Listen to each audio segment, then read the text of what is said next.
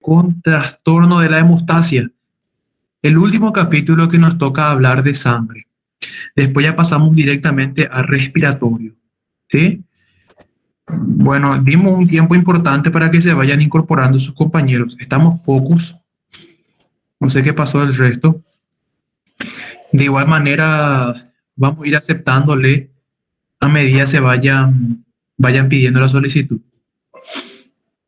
Antes que nada, les dejo aquí este slide de fisiología general. Les pido por favor que repasen, gente, la fisiología de sangre para que puedan entender mejor este capítulo. ¿Sí? No se olviden que cuando estudiamos fisiopatología de los trastornos de la hemostasia, es importante antes recordar los mecanismos fisiológicos normales de la hemostasia. Recordar que todo se inicia primeramente con lo que vendría a ser la vasoconstricción. ¿Se acuerdan de esto? Posteriormente seguida del tapón plaquetario y de la cascada de coagulación. ¿Tá? Entonces, estos son los mecanismos fisiológicos involucrados. Hola. Boa tarde. Você pode aceitar uma aluna, por favor? Bueno. Obrigada. Tá. ¿Por qué es importante que repasemos esto, gente? Porque nosotros estudiaremos ahora trastornos de la hemostasia. Estos trastornos pueden estar ligados, ya sea aquí a nivel de la función plaquetaria o podrían estar ligadas aquí a nivel del sistema de coagulación. ¿Está? Aparte de eso, finalmente teníamos una retracción del coágulo y luego la disolución del coágulo. Entonces, les recomiendo que recurran al libro de fisiología de Linda Costanzo para repasar fisiología mucho más corto. Ahora sí, cuando nosotros hablamos de trastorno de la hemostasia, les recomiendo que lo agrupen en dos grandes grupos. Por un lado, los estados de hipercoagulabilidad y, o sea, se forman coágulos de más. Y por el otro lado, los estados hemorragíparos, o sea, los trastornos por hemorragia. En este grupo se forman trombos, coágulos en exceso, y en este grupo, sin embargo, no se forman los coágulos, ni tampoco los trombos. ¿Sí? Y justamente a consecuencia de eso, hay un sangrado en exceso. ¿Está? Entonces, ambos son trastornos de la hemostasia. Entonces, a su vez, nosotros iremos estudiando en este orden. Primeramente, vamos a ver los estados de hipercoagulabilidad. ¿Sí? Aquí vamos a ver dos grandes grupos. Vamos a ver por aumento de la función plaquetaria, ¿sí? Por aumento de la función plaquetaria y por otro lado, aumento de la actividad de la coagulación. ¿Está? Entonces vamos a ir viendo, en primer lugar, los trastornos ligados al aumento justamente de la función de la plaqueta. Hay demasiada función plaquetaria. ¿Sí? Y por otro lado, olvídense de las plaquetas, aquí veremos el exceso de la actividad de las diferentes proteínas que forman parte de la cascada de coagulación. ¿Está? Bueno, aquí a su vez veremos que tenemos trastornos congénitos y trastornos adquiridos. Luego pasaremos a hablar de los trastornos hemorragíparos. En los trastornos hemorragíparos vamos a hablar de los defectos de las plaquetas. Fíjense, aquí era por un lado hay un aumento de la función de las plaquetas y aquí por otro lado las plaquetas no están funcionando. Dentro de los defectos plaquetarios vamos a ver los que conllevan o terminan en lo que vendría a ser la trombocitopenia, o sea, una disminución del nivel normal de plaquetas por debajo de 100.000 generalmente. Si bien es cierto, por debajo de 150.000 ya hablamos de una plaquetopenia, pero generalmente por debajo de 100.000 esta se vuelve sintomática. ¿Está? Y luego fíjense, vamos a ver aquí los trastornos por deterioro de la función plaquetaria. ¿Está? O sea, podría estar el nivel de plaquetas dentro de rango, ¿se entiende? El conteo de plaquetas dentro de rango, pero lo que ocurre es que las mismas no están funcionando como deberían. ¿Está? Por eso hablamos de deterioro de la función plaquetaria. Luego pasaremos a hablar de los defectos de la coagulación y finalmente de los trastornos vasculares. Entonces, gente, en este orden es como iremos estudiando este capítulo.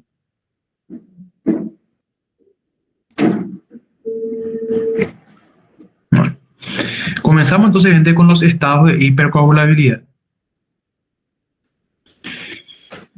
Fíjense, gente, en primer lugar aquí tenemos que entender que va a producir el aumento de la función de las plaquetas.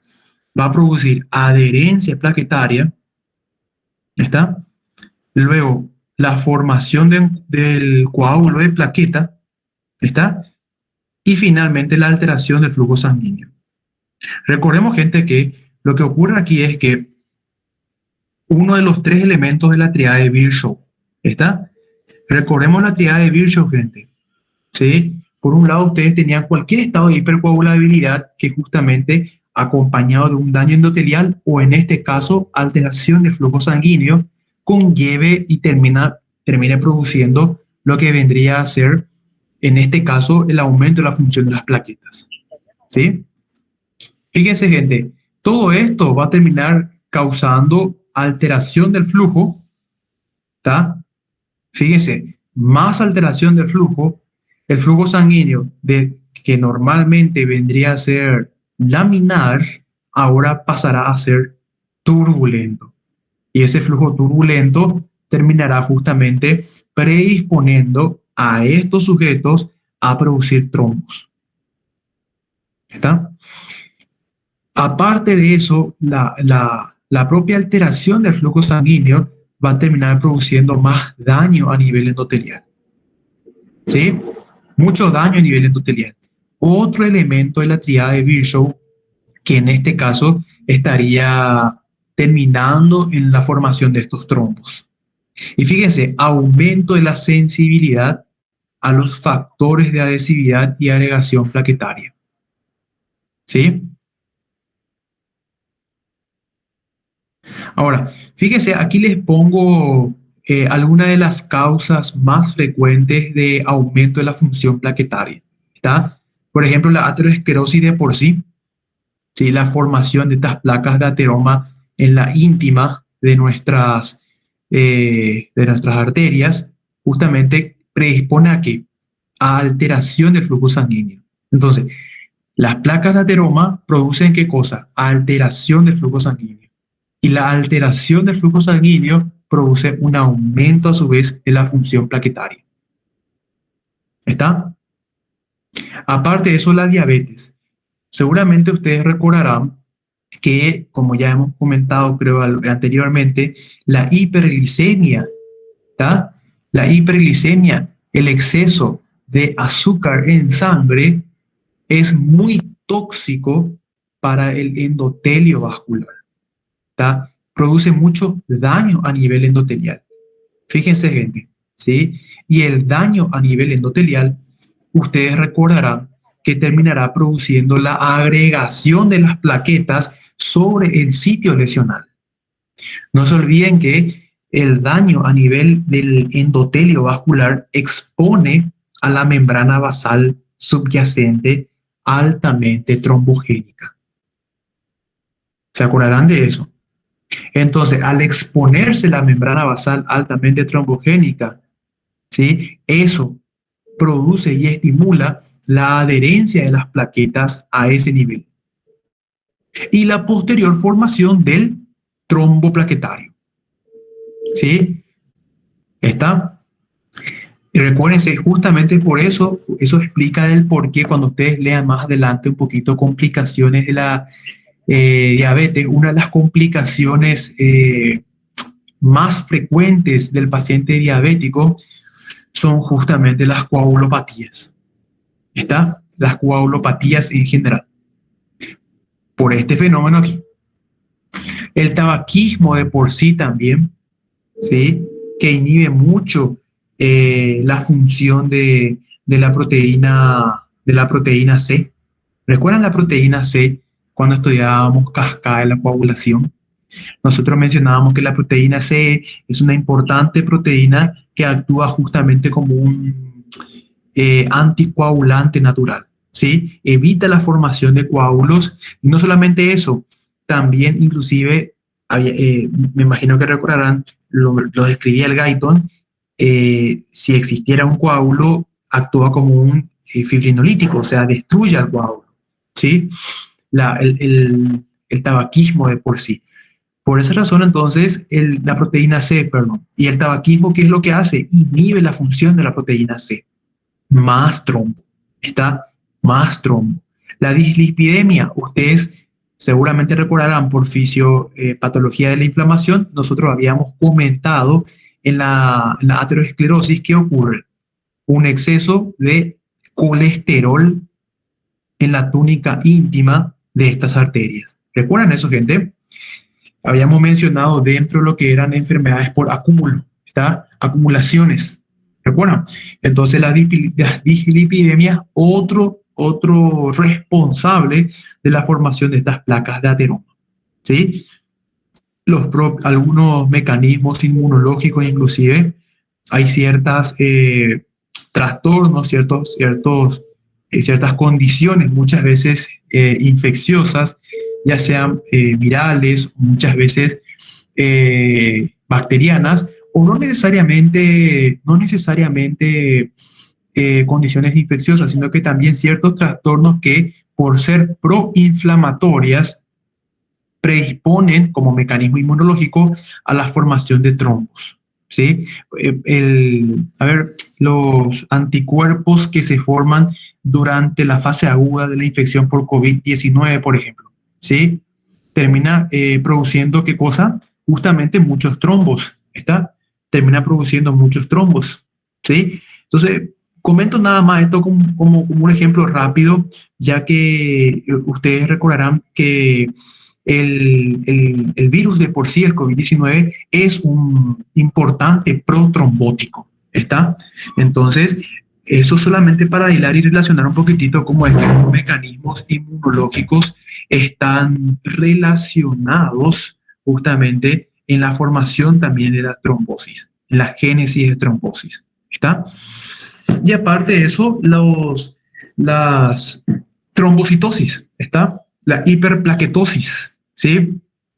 Fíjense, plaquetas por encima de 1 millón generalmente predisponen a la adhesión de plaquetas a nivel de la íntima.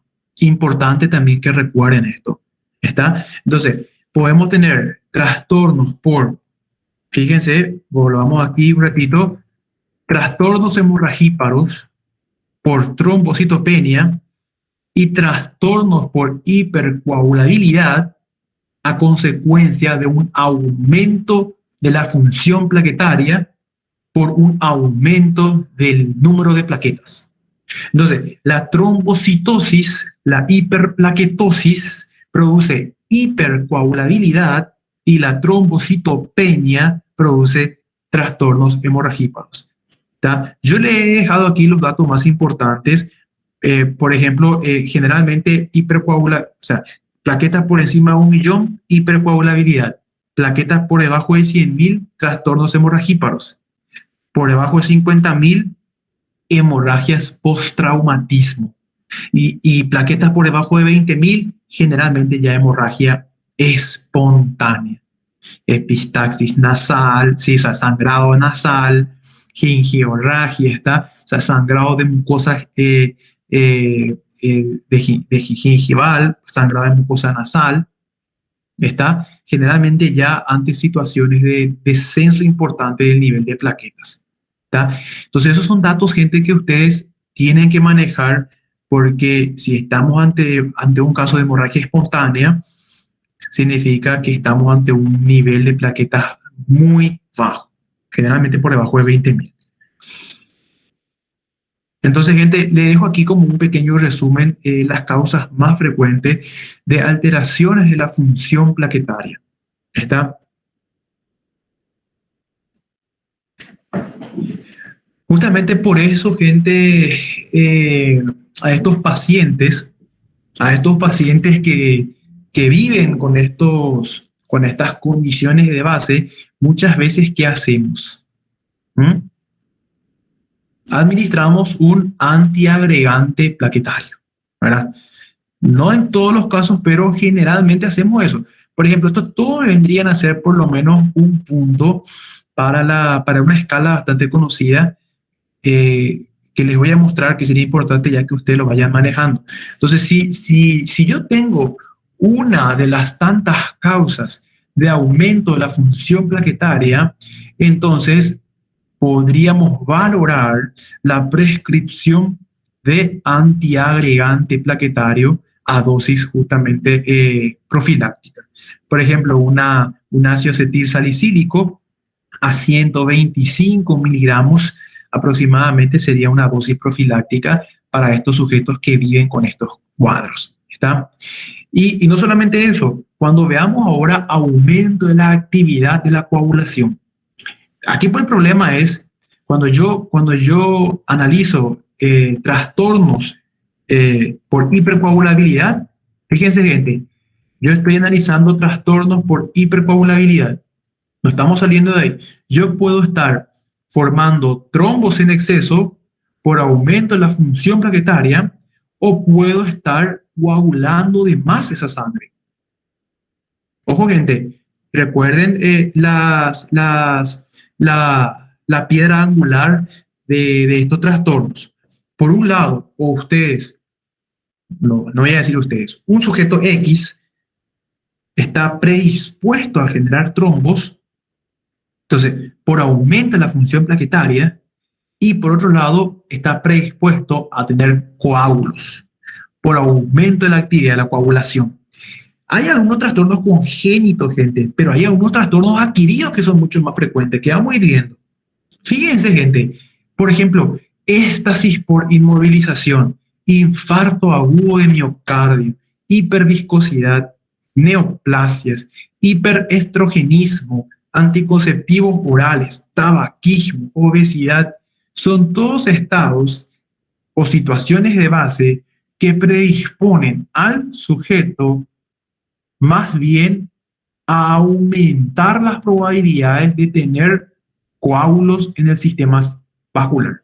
Justamente para tratar de evitar estas complicaciones, hoy tenemos una escala que, que no estoy seguro si ya les habré mostrado alguna vez, pero independientemente a eso, les voy a recomendar que vuelvan, gente, a estudiar. Investiguen un poquito esta escala, gente. Les copio y les pego en el chat. ¿Sí?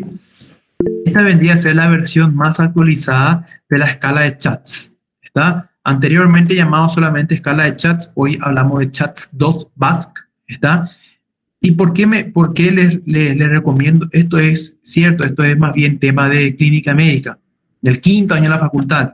Pero a mí particularmente me parece importante, ya que ustedes vayan conociéndola, ¿sí? ¿Por qué? Porque esta es la escala que a nosotros nos permite predecir el riesgo del sujeto de hacer lo que estamos estudiando hoy.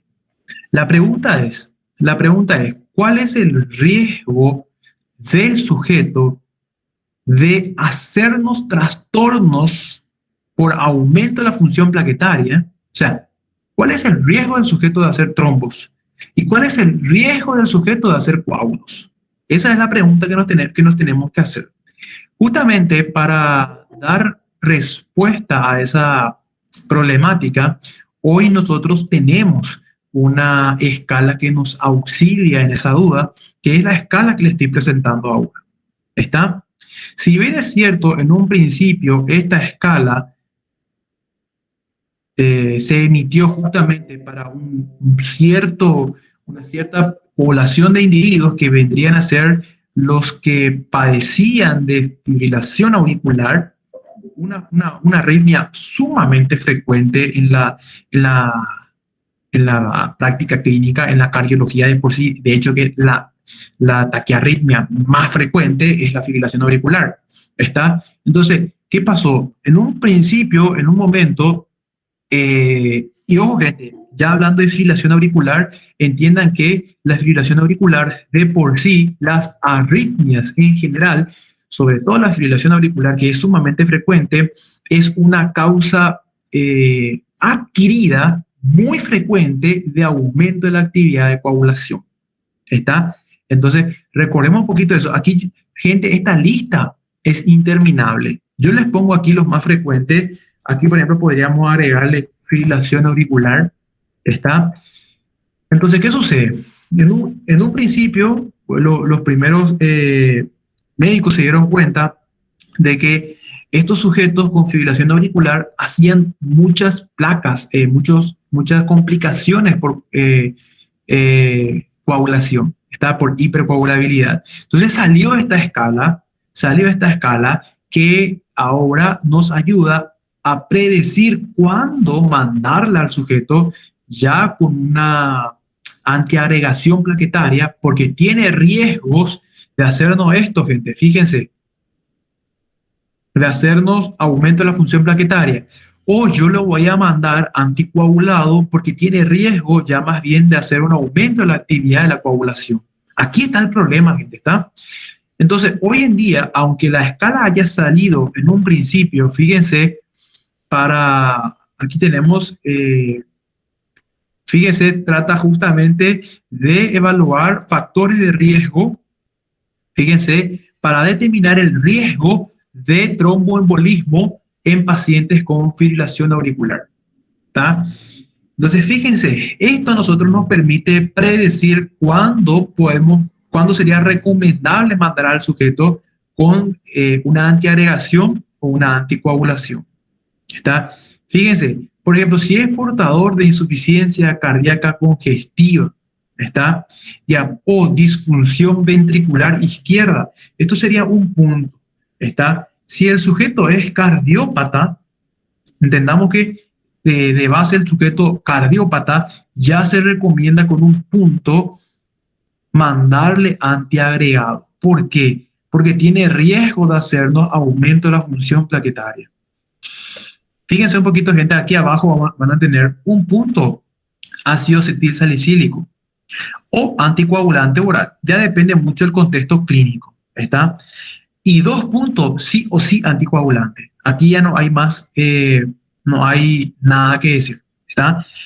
La condición es que el sujeto sea por lo menos cardiópata, ¿está? Por lo menos cardiópata. Si es portador de FA, entonces ahí no se discute. Si no porta fibrilación auricular, entonces podríamos de repente valorar no mandarle con su antiagregación. A eso es lo que vamos. ¿Se entiende? Por ejemplo, no todos los sujetos con hipertensión arterial, solamente hipertensión arterial, no todos ellos van con una aspirina dosis profiláctica. Eso no ocurre. Se dan cuenta, pero si es hipertenso y para colmo es cardiópata, o sea, ¿qué quiere decir eso? Ya tiene patología a nivel ventricular, ya sea una hipertrofia ventricular o de repente fibrilación auricular o historia de fibrilación auricular. O sea, es cardiópata, en fin. Si es cardiópata de base y se suma uno de estos, un punto nada más, sí o sí tiene que ir agregado. ¿Por qué? Porque un punto yo asumo que o sea, el sujeto va a desencadenar trastornos por aumento de la función plaquetaria. ¿Está? ¿Por qué? Porque va a haber flujo turbulento o daño endotelial, ¿está? O daño endotelial o aumento de la función de las diferentes proteínas de la cascada de coagulación. ¿Se entiende? Por eso, fíjense, gente, la insuficiencia cardíaca, un punto. La hipertensión, un punto. La edad, un punto. Mayor de 75, 2 puntos. Diabético, un punto. Historia previa de accidente cerebrovascular, accidente isquémico transitorio, tromboembolismo, 2 puntos. Enfermedad vascular, o sea, anteriormente ya hizo un infarto. Es portador de enfermedad arterial periférica crónica o es conocido portador de placas aórticas. Imaginen, un punto, mujer, un punto. ¿Está? Entonces, se dan cuenta, gente, que con estos parámetros, y es muy fácil, de ahí justamente que diga ChatSbask, ¿está? Que nos permite justamente predecir, esto vendría a ser de insuficiencia cardíaca, ¿está? Insuficiencia cardíaca, hipertensión arterial, esto vendría a ser de edad en inglés, evidentemente, todo eso está en inglés, todo esto está en inglés. Entonces aquí de cardio, ¿sí? Justamente de insuficiencia cardíaca, hipertensión arterial. A de age, en inglés, edad. A2, ¿por qué? Porque edad de 65 a 74, un punto. Mayor de 75, dos puntos. De ahí a 2. D de diabetes, S de stroke, está.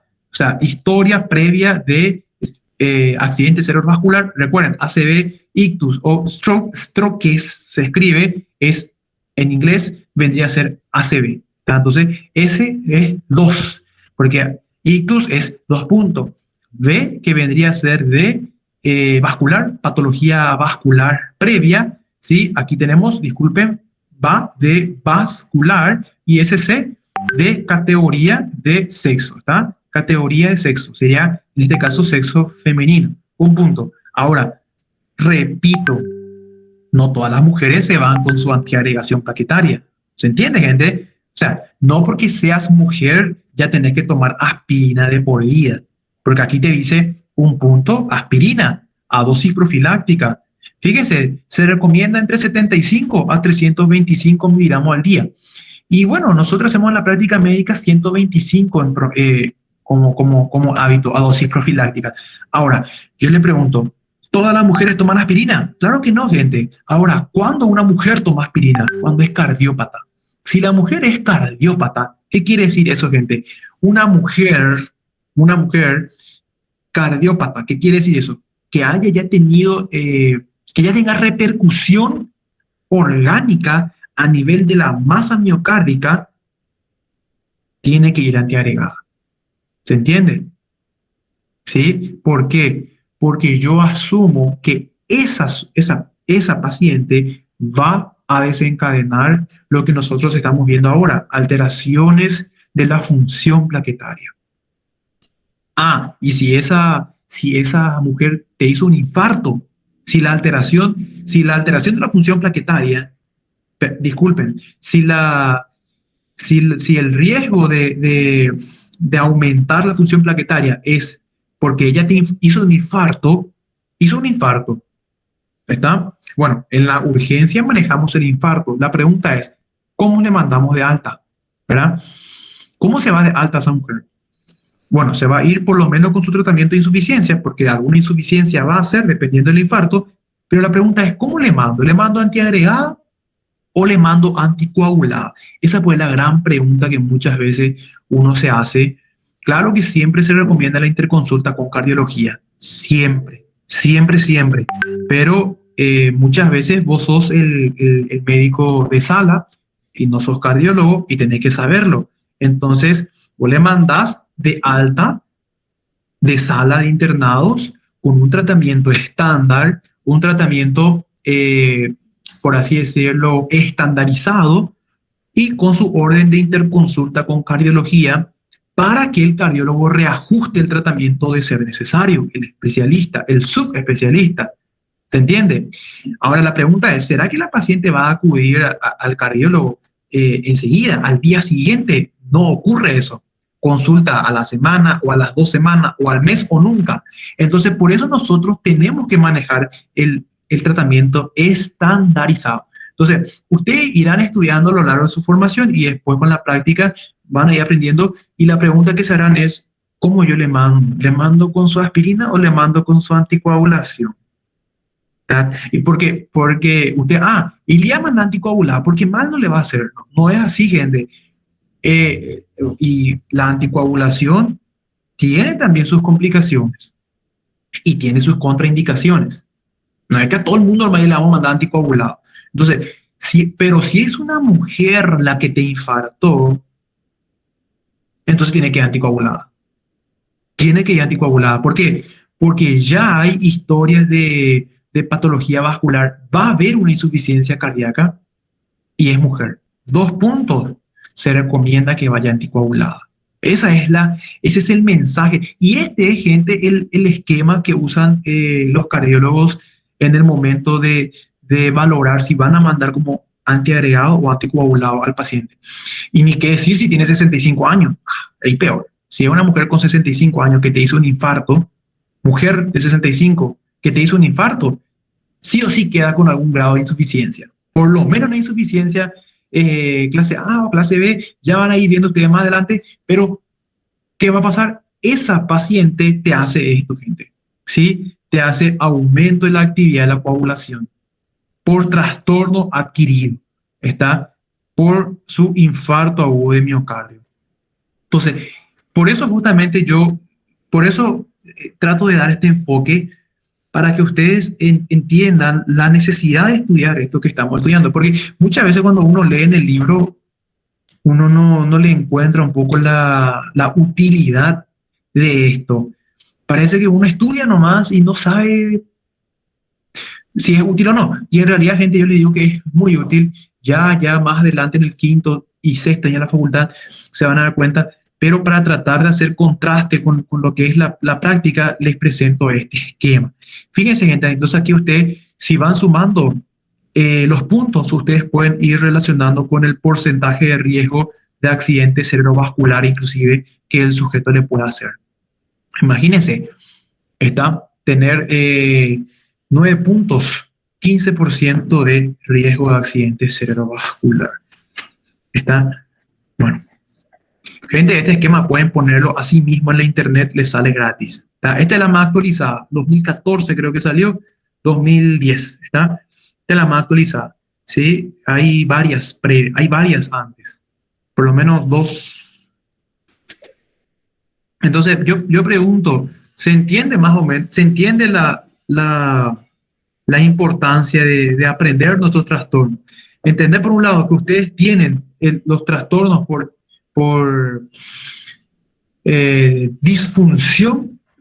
por alteración de la función de las plaquetas, que es diferente al trastorno por aumento de la actividad de la coagulación. Es diferente, el tratamiento es diferente.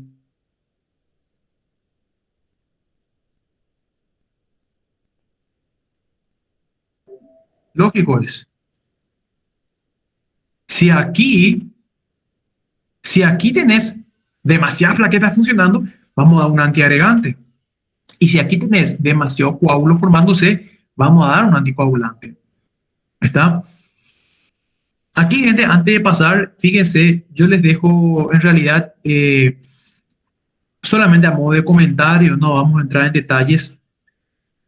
Defectos en el factor 5 de Leiden, una mutación rara. Muchas veces estos sujetos mueren sin saber que tenían la mutación del factor 5. No necesariamente porque tenga la mutación va a vivir toda su vida con trastorno de hipercoagulación. ¿Está? Recuerden que aquí, ¿qué es lo que ocurre? El factor no podrá ser inactivado por la proteína C.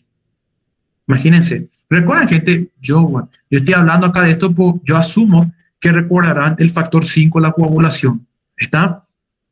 Lo que sucede aquí, ¿qué hacía el factor 5, la coagulación? ¿Quién recuerda? Factor 5, la coagulación. ¿Alguien recuerda?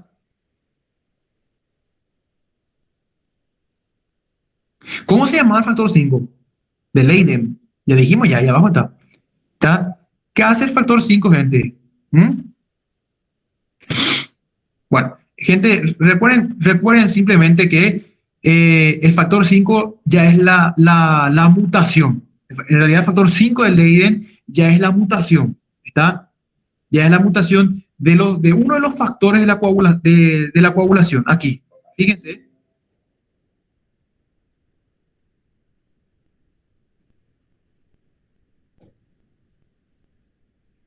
El factor 5 normalmente tiene que ser secretado como una sustancia que va a contribuir como un factor justamente de la coagulación que va a contribuir finalmente en la activación de esas plaquetas. ¿Está?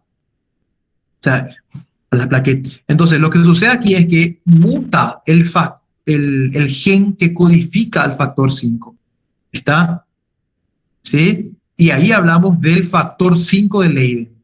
¿Está? Ahí hablamos del factor 5 de Leiden. Porque nosotros vamos a tener defectos en ese factor. ¿Se entiende? Entonces, normalmente yo tengo que secretar el factor 5, pero yo tengo un defecto genético en el gen que codifica el factor 5. ¿Está? Entonces ahí yo voy a tener un factor 5, o sea, expresado, pero mutado. Y a ese yo le voy a llamar factor 5 de Leiden. Por eso se llama mutación de Leiden, porque en realidad fue, bueno, Leiden quien lo describió por primera vez y le puso su apellido. Él se dio cuenta de que el factor 5 en ese sujeto era el mutado, el gen, la proteína, ¿sí? Expresada del gen mutado. Ocurre en un muy bajo porcentaje de los casos. ¿Está? Entonces, ¿qué va a ocurrir con estos sujetos, gente? Estados de hipercoagulación. ¿Sí? El sujeto tiene varios episodios de coagulopatía, ¿sí? Independientemente de la etiología, ¿sí? Hace historia de tromboembolismo pulmonar, trombosis venosa profunda, está, inclusive si está embarazada podría hacer aborto espontáneo, ¿sí? Y bueno, se investiga la causa y no se la identifica muchas veces, a no ser que se hagan los correspondientes estudios de mapeo genético y también inclusive se estudia el factor en sus condiciones, o sea, al factor mutado de por sí. ¿Está? Este factor es posible dosar, gente. ¿Está? Se dosa. Y lo más interesante otra vez que como comentamos en un principio, muchos de estos sujetos viven una vida totalmente normal. Van a ver en las bibliografías que los sujetos pueden vivir una vida totalmente normal sin nunca hacernos una coagulopatía, a no ser que haya un factor estímulo, a no ser que haya un factor estímulo. ¿Está? Por ejemplo, imagínense que el sujeto, por ejemplo, con mutación del factor 5 te haga de repente un infarto agudo de miocardio o te haga un accidente cerebrovascular. O, ¿por qué no COVID?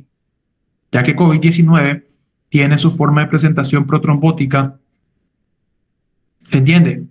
Entonces, en esos casos se va a activar la cascada de coagulación y ¿qué va a suceder? El sujeto va a terminar expresando su factor, el gen del factor 5 mutado, que va a terminar transcribiendo factor 5 de Leiden.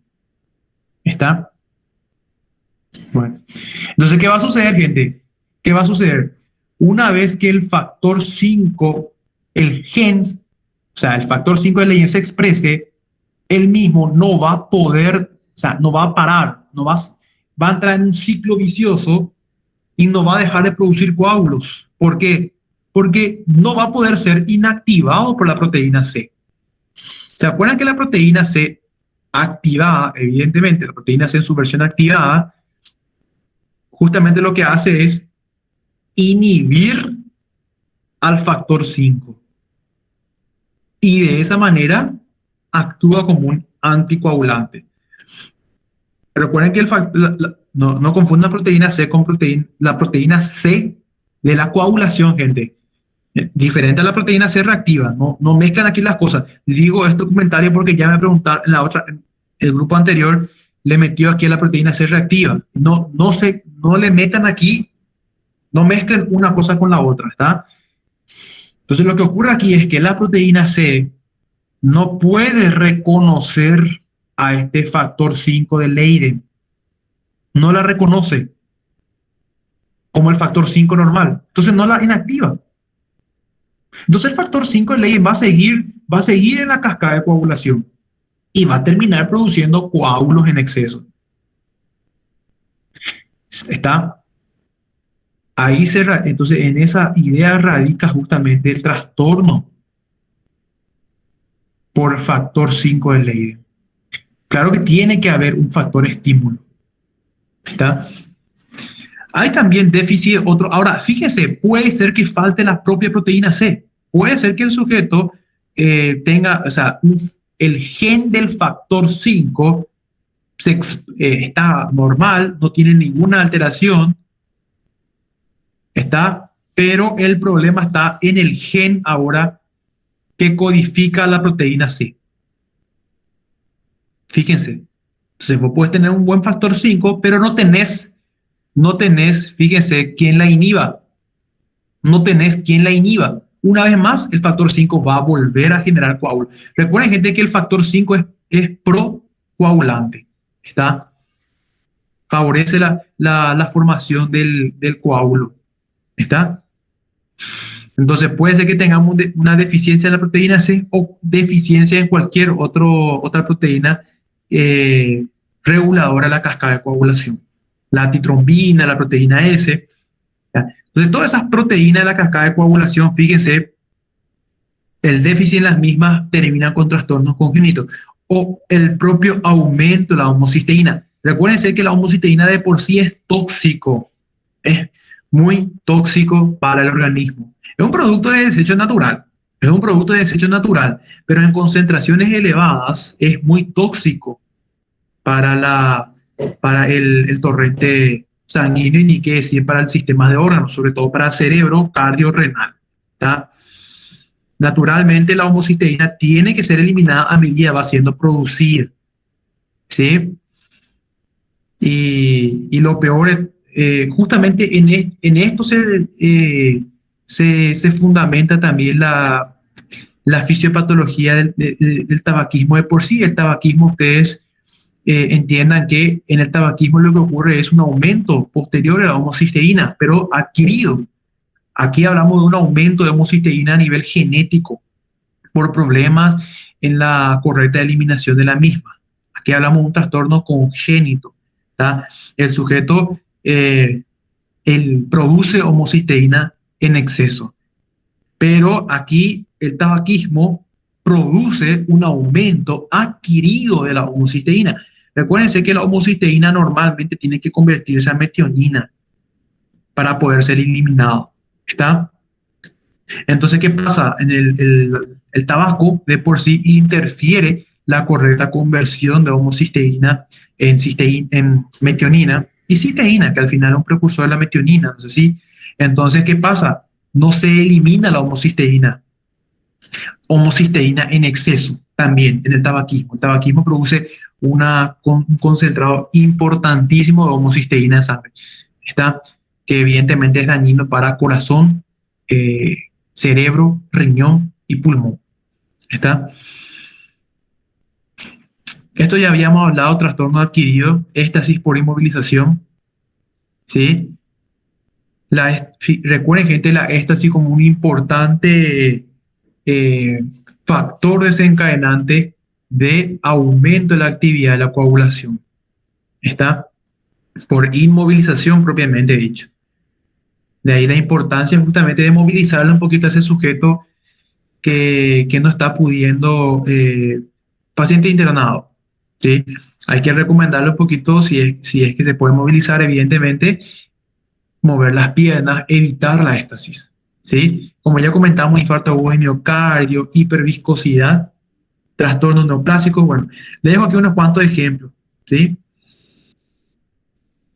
Un ejemplo bastante frecuente que pone de manifiesto lo que hemos comentado anteriormente es un conjunto de signos y síntomas relacionados justamente por el anticuerpo antifosfolipídicos. ¿Está? De ahí que se llame síndrome antifosfolipídico. Fíjense que en este caso hablamos de una enfermedad de naturaleza autoinmunitaria. Aquí lo que va a suceder es que el individuo va a generar ciertos anticuerpos, ¿está? Que van a posteriormente inhibir la acción de la proteína C. Fíjense, gente, inhibiendo la proteína, inhibiendo la titrombina, recuérdense, gente, ¿qué va a ocurrir entonces? no vamos a poder controlar esa cascada de la coagulación. El sujeto va a coagular, va a generar trombos y coágulos en exceso. ¿Está? Inhibe la fibrinólisis también. A pesar de que no tenemos la proteína C, para colmo no podemos hacer fibrinólisis. Los coágulos que ya se formaron no las podemos destruir. No podemos destruir el coágulo de fibrina. Imagínense, gente, la gravedad de este trastorno, ¿sí? Y aparte de eso, estimula la activación del factor tisular. ¿Está? Recuérdense que aquí recuérdense la función natural del factor tisular. ¿Está?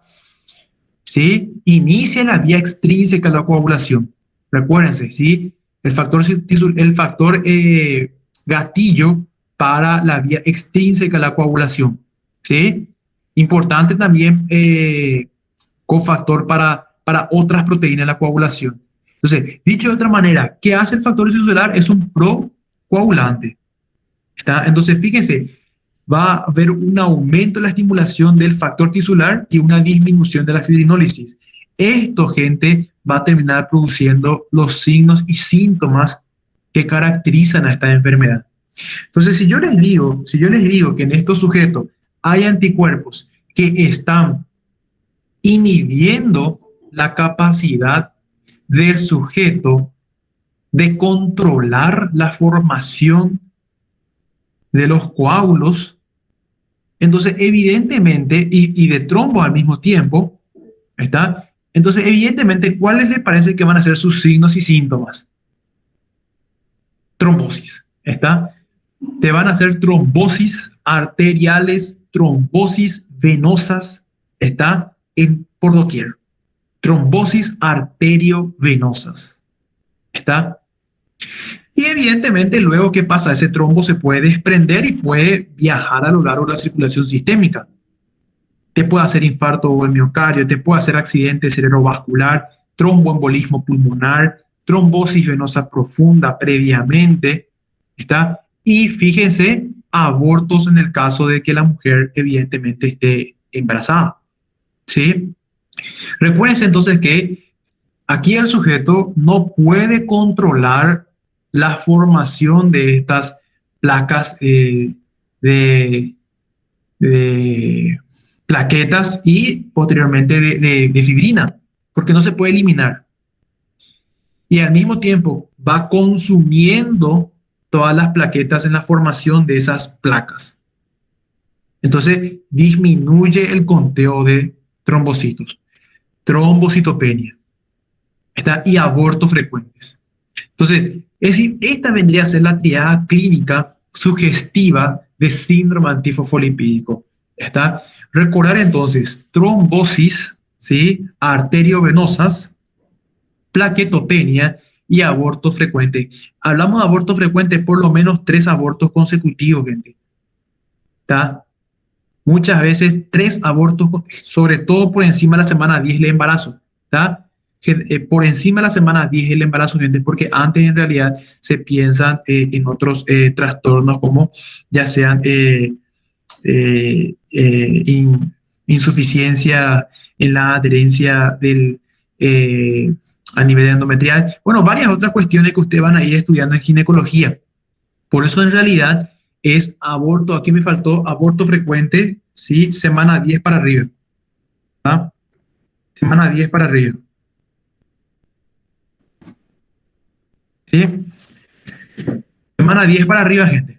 ¿Sí? Entonces, por lo menos 3 abortos consecutivos desde la semana 10 para arriba. Y en el hemograma de control yo me fijo en plaquetopenia. Entonces, hay que pensar en síndrome antifosfolipídico. Inmediatamente interconsulta con reumatología. ¿Está? Vamos a tener que estudiar anticuerpos antifosfolipídicos. ¿Está? Obviamente, la presencia de las mismas sella el diagnóstico. ¿Está? La presencia de las mismas va a cerrar el diagnóstico. ¿Sí? Y luego, aparte de eso, anticuerpo también, anticoagulante lúpico también. ¿Por qué? Porque estos trastornos siempre hay que pensar en lupus. ¿Está? siempre hay que pensar en lupus concomitante. Puede asociarse a lupus, ¿está? Entonces hay que investigar lupus también. Hay que investigar lupus, hay que pedir su anticuerpo. Anticuerpo anti-DNA, hay que pedirle su anticuerpo anti-Smith. Bueno, una serie de anticuerpos que ustedes van a ir viendo en patología médica. No vamos a entrar en detalles. En fin, la idea central aquí es lo siguiente: entender que en la fisiopatología del síndrome antifosfolipídico yo tengo una inhibición de las proteínas reguladoras de la cascada de coagulación. No funciona mi proteína C, no funciona mi proteína de coagulación, ¿está? Y por lo tanto yo no puedo detener esa coagulación, ¿está? Tampoco funciona mi capacidad de fibrinólisis. Esto termina produciendo a consecuencia los síntomas y signos característicos de la enfermedad, ¿está? Y no olvidar que siempre pensar en lupus como causa de base, ¿está?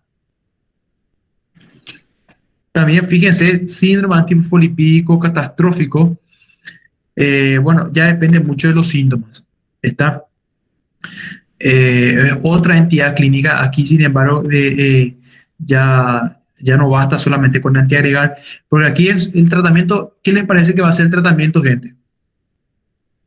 Si no, en la fisiopatología pues está el tratamiento.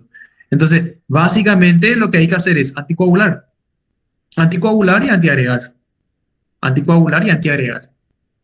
¿Está?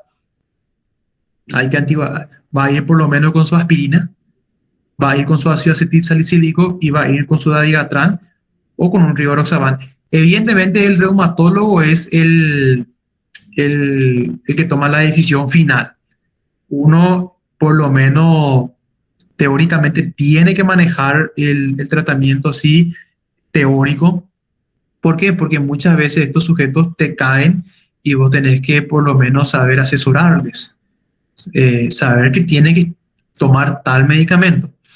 Y entonces, si nosotros manejamos la fisiopatología, ya podemos predecir en cierta manera qué habrá que hacerle al sujeto, ¿tá? Si él no puede, si él no puede hacer uso de sus proteínas que normalmente inhiben la formación de los coágulos, entonces yo le voy a dar un anticoagulante exógeno, ¿está? Le voy a dar un anticoagulante exógeno, ¿sí? Y si está embarazada y no quiere perder el cuarto feto, quinto feto, y bueno, antiagregar. ¿Está? Antiagregar si es que ya tiene historias de aborto frecuente, hay que antiagregar. Antiagregar solo, ¿verdad? No se le puede anticoagular en ese caso. Ya ustedes irán viendo más adelante. Bueno, aquí sin embargo ya, sin comentar hasta aquí. Entonces, gente, hasta aquí se dieron cuenta, se dan cuenta la importancia se dan cuenta la importancia de estos trastornos que estamos viendo. Hasta aquí, gente, ¿hay alguna duda?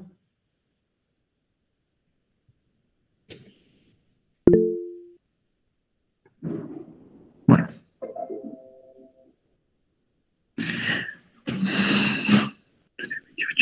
vamos a terminar, gente, un ratito este material y vamos a hacer una pausa para empezar con respiratorio. Así que fuerza, gente, ¿sí? Aquí las cosas se vuelven mucho más fácil.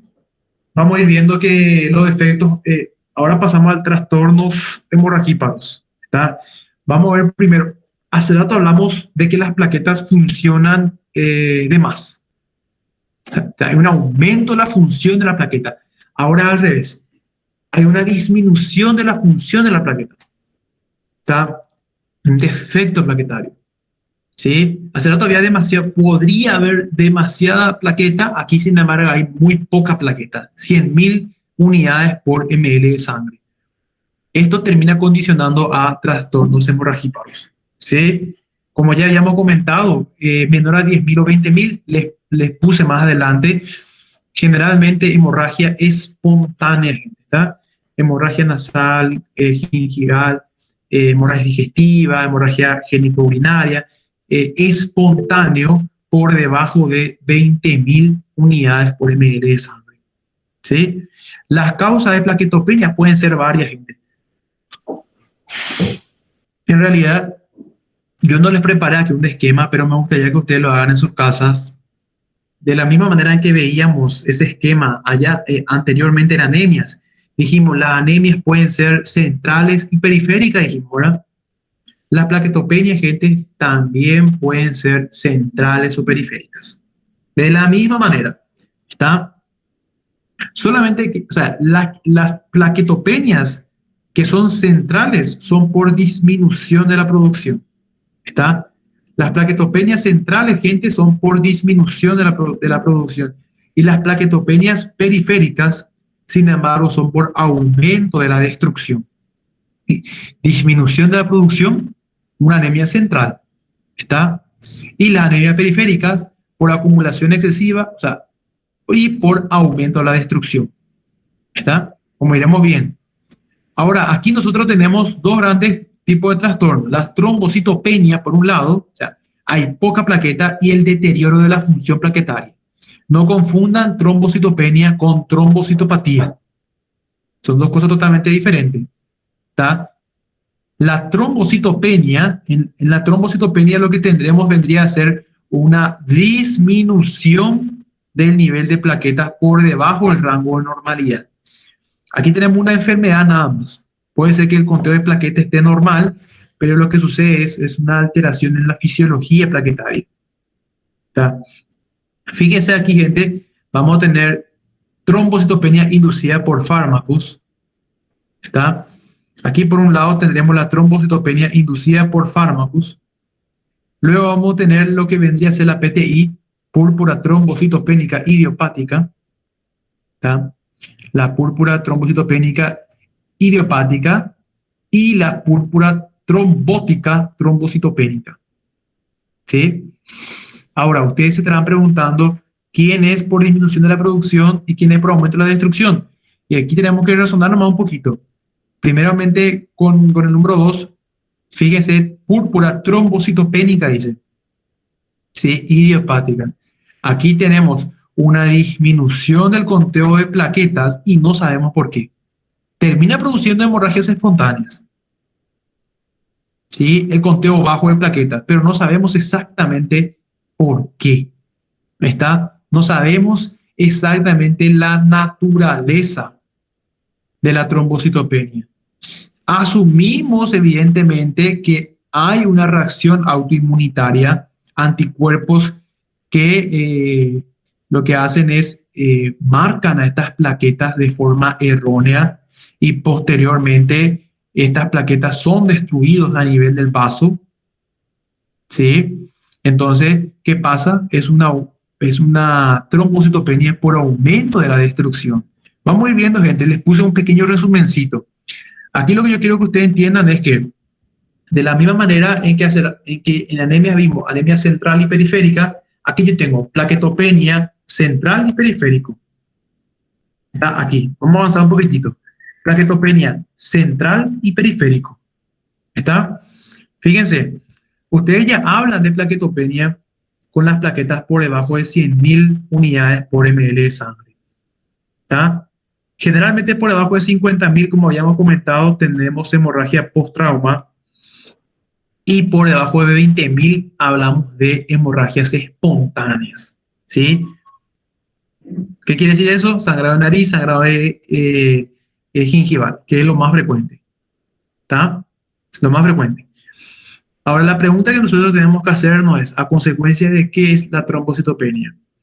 A consecuencia de un trastorno por disminución de la producción, o sea, hay un freno medular,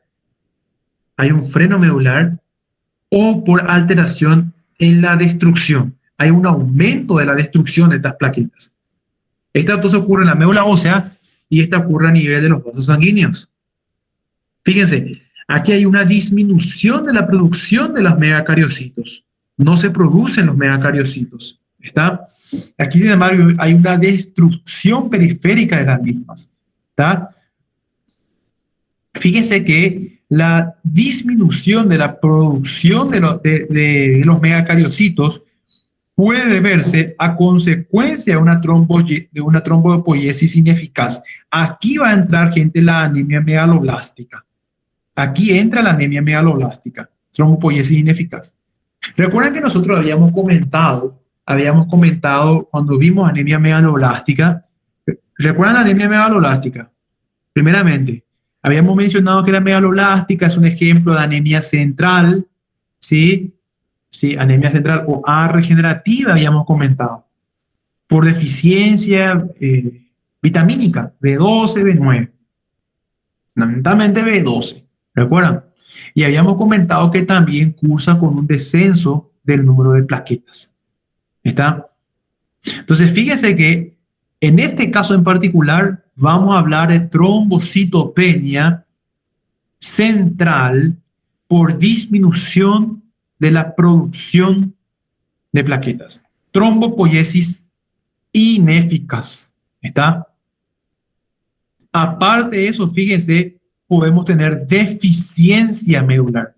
Puede ser, ojo gente, que la médula esté funcionando correctamente, pero en realidad no tiene los materiales para poder sintetizar las células sanguíneas, no tiene vitaminas, en este caso vitamina B12, entonces no puede sintetizar plaquetas. O sea, hablamos de una trombopoiesis ineficaz.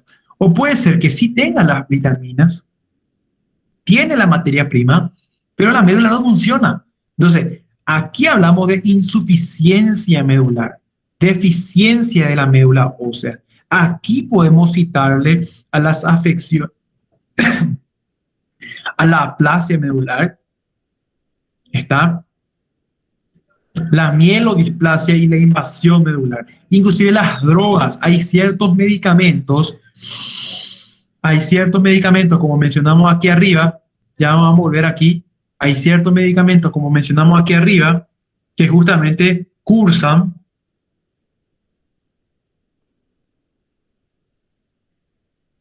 ¿está?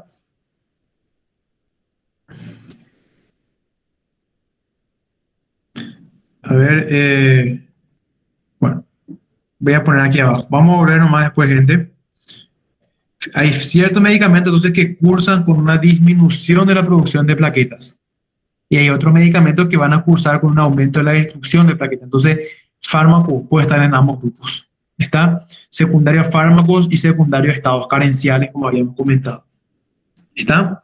Entonces, solamente viendo este esquema, gente, ustedes pueden ya hacer un esquema mental o escribir en sus cuadernos plaquetopenia como anemia central, periférico. La central, en realidad, entre paréntesis, por disminución de la producción. De ella a través se desprende dos grandes flechas, por deficiencia de la médula ósea y por otro lado hay suficiencia de la médula ósea, pero hay trombopoiesis ineficaz. Aquí en trombopoiesis ineficaz hablan de la anemia megaloblástica y en el otro lado hablan de las afecciones medulares, aplasia medular, mielodisplasia, invasión medular por trastornos neoplásicos. ¿Tá? Ahora, por otro lado, la anemia periférica, que es entre paréntesis por aumento de la destrucción, esa sin embargo es un poquito más compleja porque podemos tener de naturaleza inmunitaria, ¿sí? O por de naturaleza no inmunitaria, ¿sí? Por secuestro, ¿está? Esplenomegalia, ¿sí? Aumento del consumo, fíjense, por ejemplo, aquí vamos a tener la coagulación intravascular diseminada. Aquí hablamos, gente, de coagulación intravascular diseminada. Púrpura trombocitopénica trombótica y el síndrome hemolítico urémico. ¿Tá? Gente, yo entiendo que ustedes todavía no manejan estas enfermedades, van a estudiarlo en su debido momento en patología médica. ¿Está? De igual manera, como es de costumbre, yo ya tengo aquí abajo un poquitito de PTI y de PTT que veremos más adelante. Aquí, trombocitopénica trombótica, como es de costumbre, vamos a hablar un chiquitito solamente para razonar con lo que hemos aprendido ahora en clase. ¿Está? Pero lo que a mí me gustaría que ustedes entiendan por fisiopatología, que les voy a preguntar en el examen, es la clasificación, gente, ¿está? La clasificación, porque en este caso, de la clasificación se desprende la fisiopatología, ¿está? Yo entiendo que en estos trastornos yo voy a tener plaquetopenia, pero a consecuencia de un aumento de la destrucción de plaquetas de naturaleza no inmunitaria, no inmunitaria, ¿está? Por otro lado, yo puedo tener de naturaleza inmunitaria, gente. Puede ser que tenga un aumento, aquí no les escribí todo, gente, por cuestiones de tiempo. Escríbanlo ustedes en sus casas, ¿sí? O recurran al libro. En el libro van a encontrar todo lo que yo les estoy diciendo, solamente más largo, como es de costumbre, es el libro. Entonces, fíjense que aquí ustedes pueden aumentar este esquema, hacerle mucho más rico y poner, por otro lado, las no inmunitarias. Las trombocitopenias por aumento de la destrucción pueden ser también de naturaleza no inmunitaria, ¿está? Y las no inmunitarias, a su vez, se van a volver a subclasificar en tres grandes grupos. Una de ellas es la que se destaca, la autoinmune, que es en donde se le incluye a la púrpura trombocitopénica idiopática y al lupus también. ¿Está? Entonces, se dan cuenta que, repito, de la misma manera que en la central ustedes se subclasificaban deficiencia medular y eritropoyesis ineficaz, aquí en la periférica ustedes subclasifican no inmune e inmune. Y la inmune, a su vez, se vuelve a dividir en autoinmune, autoinmune, puede ser también drogas, ¿sí? Ciertas drogas, como lo es, por ejemplo, la heparina, gente, sobre todo eso es lo que estábamos comentando anteriormente. Los anticoagulantes tienen sus contraindicaciones y sus reacciones adversas. En este caso, la heparina puede producir una trombocitopenia. ¿Está? Entonces, el paciente, sucede bastante. El sujeto está anticoagulado, está a dosis alta de anticoagulación por indicación, está de repente a 80 cada 24, está 80 cada 12, dependiendo del peso del sujeto, y después de repente te comienza a sangrar, hemorragia digestiva. Yo hablo de paciente internado, gente, ¿está? Comienza a sangrar. ¿En qué vas a pensar primeramente? Complicación de su anticoagulación. ¿Está? Obviamente ahí detenés la anticoagulación. Hay que hacerle una antihemorrágica. Hay que hacerle por lo menos una vitamina K. ¿Está? O sea, tenemos que arreglar la bagunza producida por el anticoagulante, que en este caso es la heparina. ¿Me entienden? Por eso, o sea, aquí lo que yo tengo que entender es que la heparina como anticoagulante, y ustedes se preguntarán, ¿y por qué le dimos anticoagulante? Y porque tiene criterio, obviamente. O sea, el sujeto está internado, pero yo he evidenciado que presenta criterios de hipercoagulabilidad, de trastornos por aumento de la actividad de la coagulación. De repente está encamado, va a estar encamado por lo menos 10, 15 días. COVID, gente, ocurre muchísimo a nuestros pacientes internados por COVID.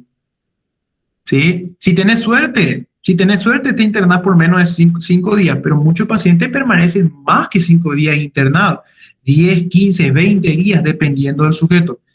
Bueno, va a estar internado por un buen tiempo. Va a estar, ¿qué quiere decir eso? Inmovilizado en gran medida. Obeso para colmo, dislipidémico, hipertenso, bueno, tiene todos los chiches. ¿Qué tenés que hacer? Y vamos a anticoagular. Para colmo, COVID es protrombótico. Le pedimos dímero D allá por los aires. Vamos a anticoagular, le decimos. Y después, 4 o 5 días después, hemorragia. Hemorragia. ¿Qué ocurrió? Y gente, está descrito en las bibliografías que la heparina, una de sus reacciones adversas es plaquetopenia. Claro que depende mucho del mecanismo inmunológico del sujeto a responder al tratamiento con anticoagulantes, porque no todos los pacientes te hacen complicaciones. Porque yo entiendo que la heparina entra dentro del grupo de las drogas, drogas en plural.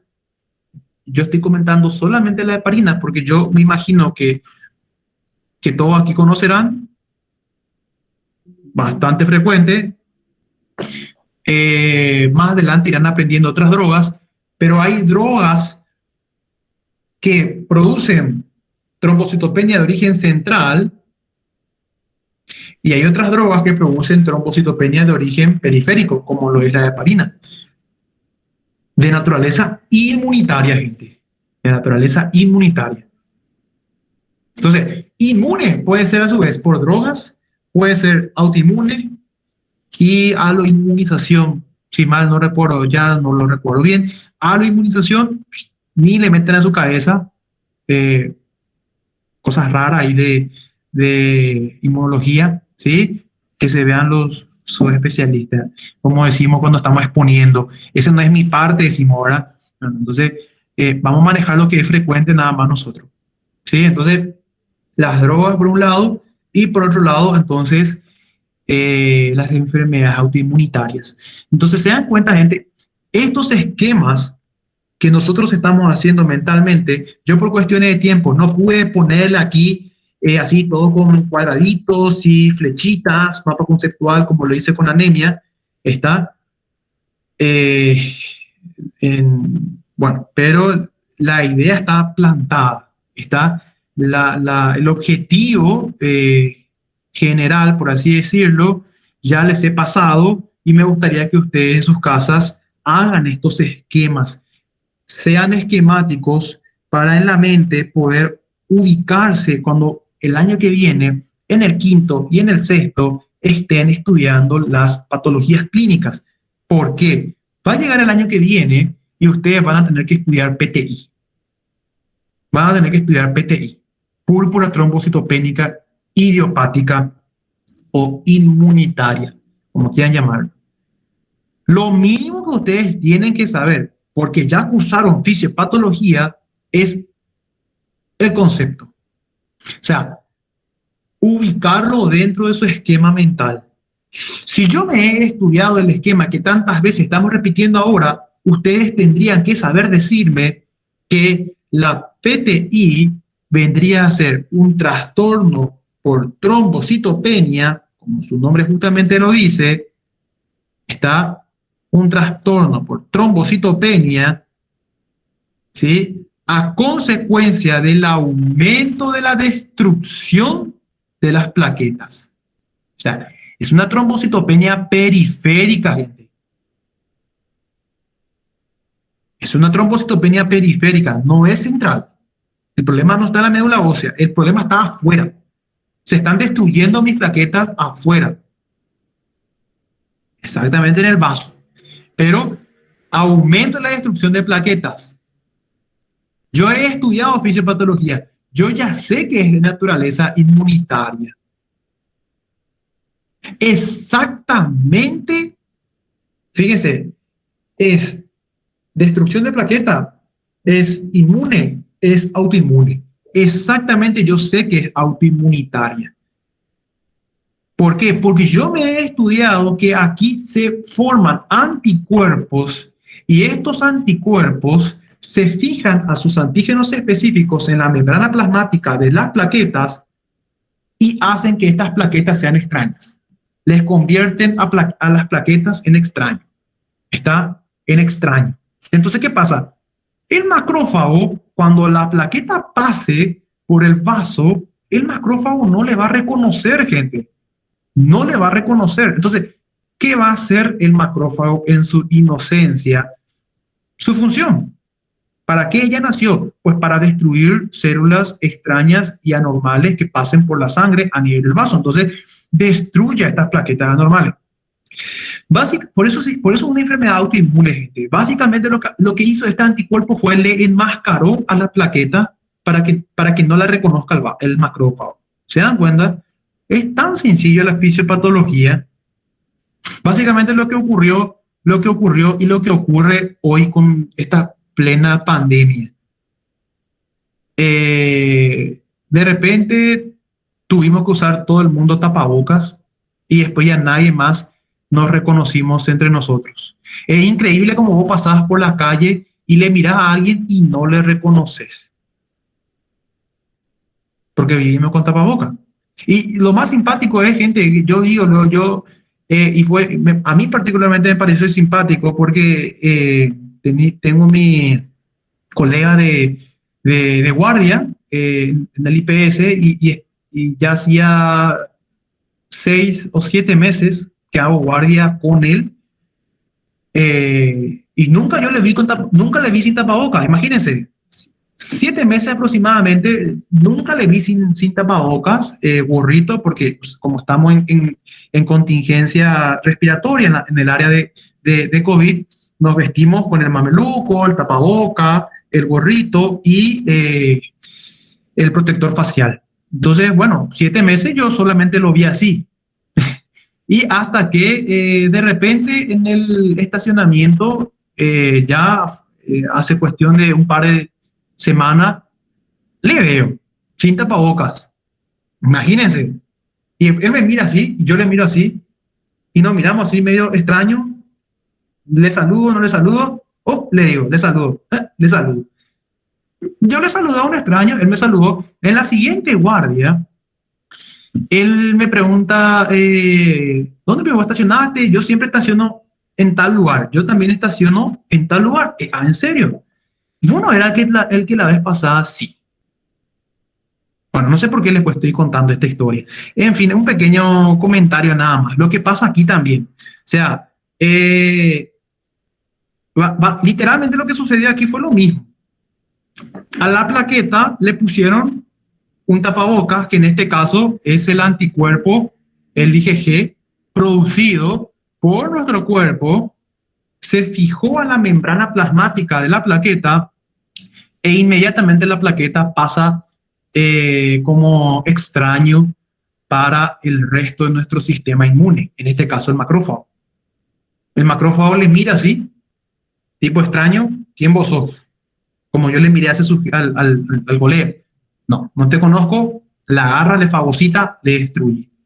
Entonces, se dan cuenta, por eso, básicamente es como ese meme que yo he visto. Hay un meme que circula por las redes sociales en donde enfermedad autoinmunitaria y el sujeto está frente a un espejo, se mira en el espejo y atrás de él está su reflejo apuntándole con una pistola. Bueno, una enfermedad autoinmunitaria es exactamente esa representación gráfica. Imagínense. O sea, la plaqueta no es reconocido por nuestros macrófagos. Entonces, gente, se dan cuenta, ¿y dónde esto ocurre? A nivel esplénico. ¿Tá? Entonces, si nosotros tenemos un poquito, les conté una historia ahí que, no sé, bueno, yo me pareció simpático. En fin, fíjense que aquí lo que ocurre es literalmente algo bastante similar. ¿Está? Por eso yo tengo que entender el esquema. ¿Sí? Yo hablo de un trastorno autoinmunitario de naturaleza inmune, ¿está? ¿Sí? Autoinmune, inmune, destrucción de plaqueta. ¿Está? Bueno.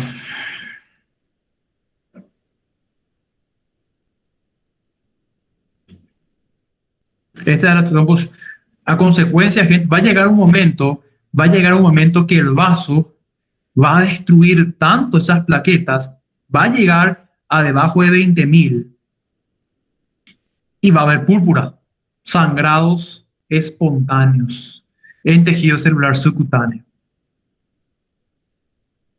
¿Tá? Primeramente se descarta todas las causas, todos los trastornos hemostáticos, y cuando al final no se sabe por qué está ocurriendo, adivinen cómo le llamamos. PTI. ¿Sí?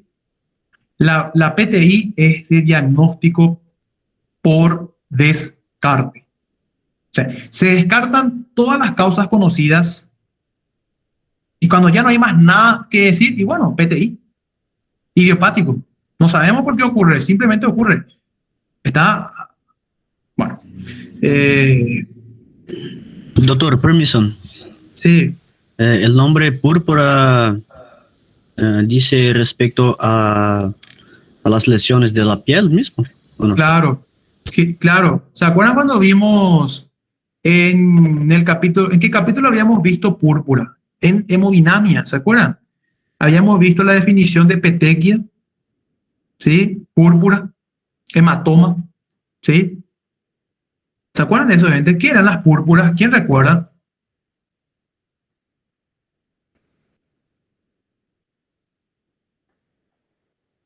¿Cómo así que examen se puede hacer? Creo que no.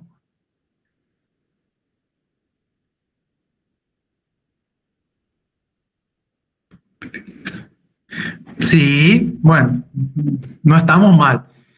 Bueno, yo sí, y sí, mayores que las petequias, dice, y sí, no está mal, pero ¿cuál es el concepto, gente?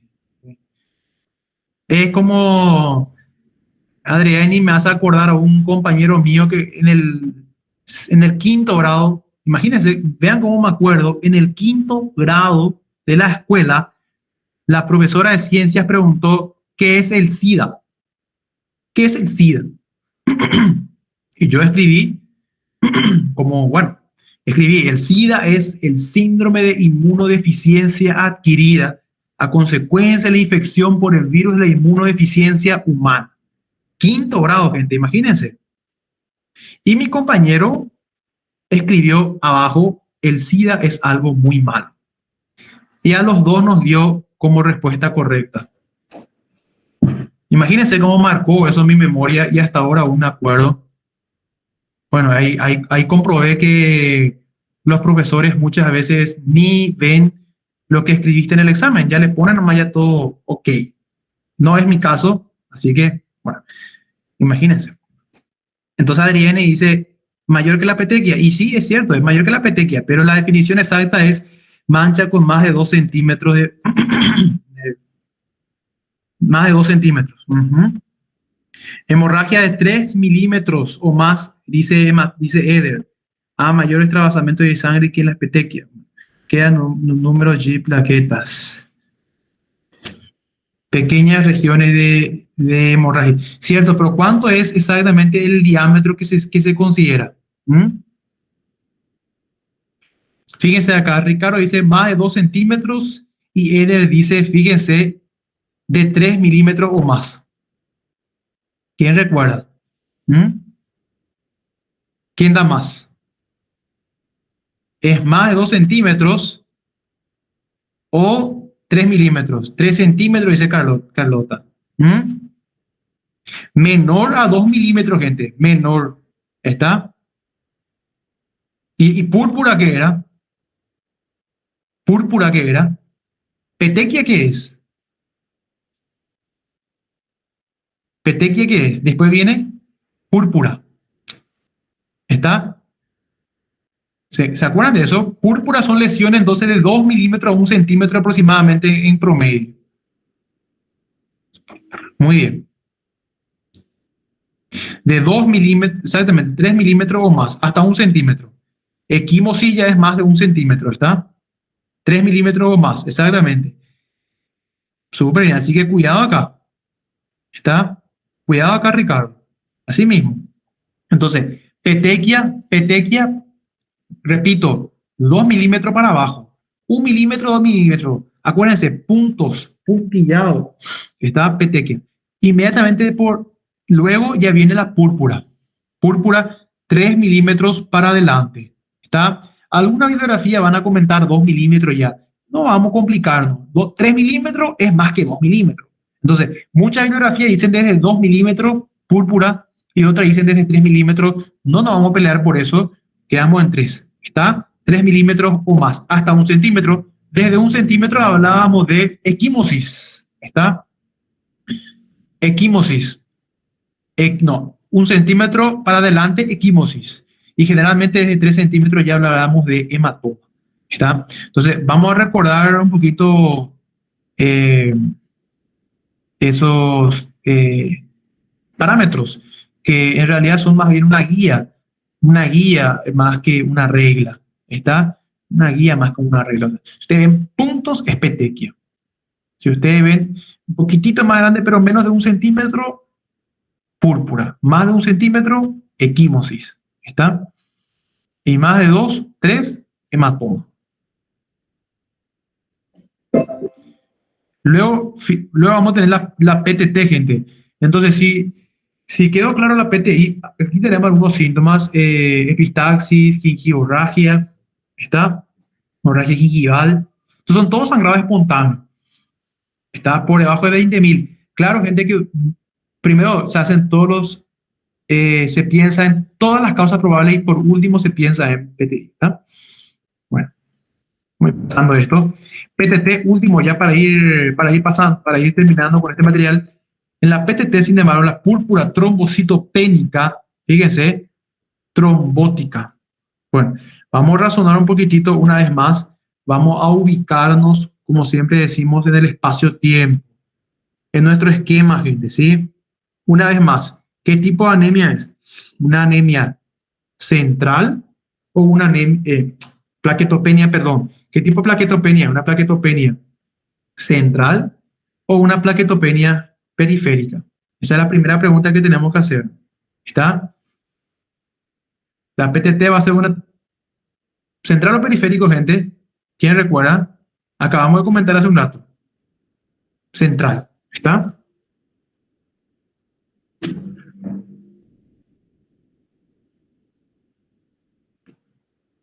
Eh, periférico. Periférico. Ambos son periféricos, gente. ¿Está? Vamos a hacer así. Púrpura trombocitopénica trombótica. ¿Está? Primera pregunta que tenemos que hacernos es si es central o es periférico. Vamos a ubicarlo. Periférico. Muy bien, Daniel. Es periférico. ¿Está? Cuando es central, ya dijimos que vamos a pensar en problemas de la médula ósea, deficiencia medular, o no se está produciendo, o no se produce la plaqueta, o sea, trombopoiesis ineficaz, o no funciona la médula. ¿Tá? No funciona la médula. Ahora, cuando es periférico, el problema está afuera. En la PTT, fíjense el nombre, púrpura. Una vez más, hay sangrados espontáneos. Se estima que el conteo de plaquetas está por debajo de 20.000. Se estima que por lo menos estará por debajo de 20.000. Ahora, la pregunta es, ¿qué está ocurriendo, gente? Fíjense, habrá una disminución de la Adams 13. ¿Está? Hay una disminución de la Adams 13 y aquí solamente recordar que esta pequeña proteína es indispensable fundamentalmente para el proceso de la coagulación en sí. ¿Está? O sea, básicamente lo que va a hacer es intervenir en la cascada de la coagulación. Una vez más. ¿Está?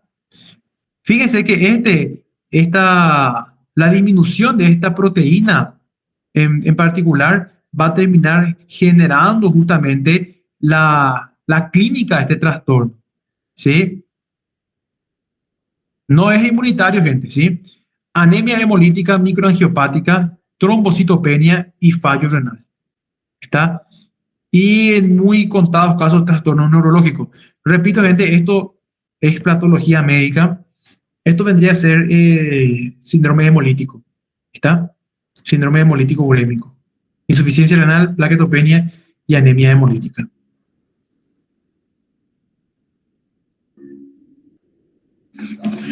Los síntomas, fíjense, síntomas de anemia intravascular, anemia hemolítica, trombocitopenia, ¿está?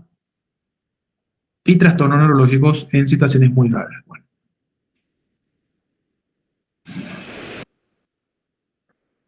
Y ya para ir terminando, gente, solamente para cerrar, CIVD o simplemente CID, coagulación intravascular diseminada, vamos a resumirlo de la siguiente manera, con estos dos esquemas. ¿Está? Hay varias causas. Primeramente, entendamos que la coagulación intravascular diseminada no existe como una única manifestación de la enfermedad. En realidad es una consecuencia clínica. ¿Está? una consecuencia clínica, ya sea por fíjense, sepsis, o sea, complicación de sepsis, traumas, enfermedades malignas, en fin, hay una serie de enfermedades que pueden terminar produciendo este trastorno. Gente, no nos compliquemos. En la fisiopatología de la enfermedad, sin hablar de clínica, sin hablar de diagnóstico, sin hablar de tratamiento, en la fisiopatología de la enfermedad vamos a tener una activación, fíjense, o sea, vamos a tener una enfermedad primaria, primeramente. Va a haber un padecimiento primario. Ese padecimiento primario puede ser cualquier enfermedad de base, ¿está? Fíjense, ahora, que va a activar a los mecanismos hemostáticos, ¿está? Va a activar los mecanismos hemostáticos. Y posteriormente va a haber una formación indiscriminada de coágulos en la microcirculación. A consecuencia, fíjense, de que ese estímulo que ha activado la hemostasia va a terminar activando tanto la vía extrínseca a la coagulación o la vía intrínseca a la coagulación. Sí, evidentemente, si el estímulo terminó desencadenando la destrucción del tejido, entonces se activará la vía extrínseca. Sin embargo, si la activación fue a nivel endotelial, o sea, hubo una lesión endotelial, eso terminará produciendo lo que vendrá a ser el factor tisular. Independientemente, en ambos casos, se termina produciendo el factor tisular, que es el factor protrombótico. Está el que va a intervenir en la coagulación. Y esta será, fíjense, la que va a terminar, como nosotros sabemos, por fisiología natural, esto es normal, aquí generando justamente la trombina. Entonces se dan cuenta cómo convergen al final tanto la vía extrínseca como la vía intrínseca a la coagulación. Y la generación de trombina en ambos casos va a terminar, por un lado, fíjense, promoviendo el depósito de fibrina y generando los trombos, ¿está? Recuérdense que la fibrina material para la formación del trombo y el trombo posteriormente isquemia. Entonces, fíjense, trombosis microvascular, daño tisular orgánico isquémico. ¿Tá? Y por otro lado, fíjense que el consumo de las plaquetas, no se olviden que estamos dentro de lo que vendría a ser la plaquetopenia, va a generar las hemorragias, ¿está? Va a terminar generando la hemorragia. Puede ser directamente por el consumo de plaquetas o por la activación de plasminógeno, ¿está? Que va a terminar generando plasmina, induciendo fibrinólisis, o sea, los coágulos que se van formando van a ir siendo destruidos, destrucción de los coágulos de fibrina, que finalmente va a terminar en la hemorragia. ¿Tá? Y fíjense que la destrucción de los coágulos de fibrina va a inducir aún más a la agregación plaquetaria, que va posteriormente terminar en más trombocitopenia. ¿Está? Entonces se dan cuenta como esto es un ciclo dinámico y vicioso. Al mismo tiempo que estamos teniendo los fenómenos trombóticos, al mismo tiempo tenemos trastornos hemorrágicos. ¿Está? Porque como la generación justamente de trombina está en el medio, va a terminar, por eso hablamos de coagulación intravascular diseminada. ¿Está? Coagula la sangre de manera difusa y al mismo tiempo, a consecuencia de la liberación de plasmina que induce la fibrinólisis, termina habiendo hemorragia. Y la fibrinólisis destruye el coágulo, la destrucción del coágulo induce la agregación de más plaquetas, trombocitopenia otra vez. Termina otra vez en más hemorragia. ¿Está?